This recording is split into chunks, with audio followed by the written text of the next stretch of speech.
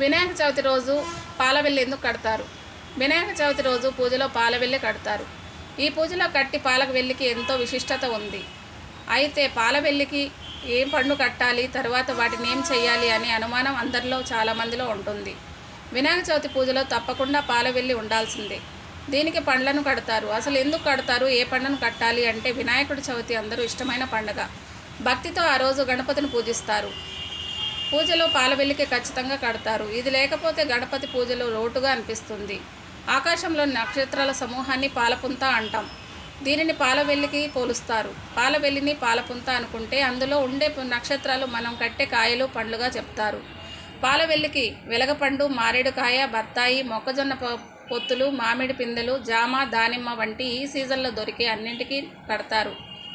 వినాయకుడిని పూజించటం అంటే ప్రకృతిని పూజించడమే. అందుకే ఆకులతో పూజ చేస్తారు. మట్టి వినాయకుడికి పాలవెల్లి ఏర్పాటు చేసి వెలగ, జిల్లేడు, మారేడు, మామిడి, రేగు, ఉత్తరిణి వంటి 21 రకాల పత్రితో పూజించాలని అంటారు.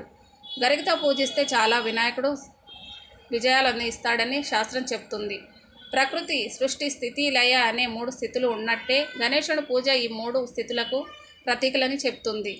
ఈ భూమి సృష్టించేందుకు, మట్టి ప్రతిమకు జీవాన్ని సూచించేందుకు ప్రతీతి, ఆకాశం సూచించేందుకు పాలవెల్లికి ఉంచి పూజ చేస్తారు.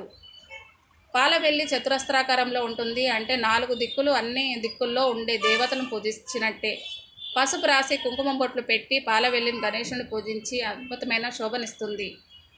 పాలవెల్లికి పూజలు చేసిన తర్వాత వాటికి కట్టిన పండ్లను ఏం చేయాలని చాలామందిలో అనుమానం ఉంటుంది. ఆ పండ్లను కాలువలో నిమజ్జనం చేయవచ్చు.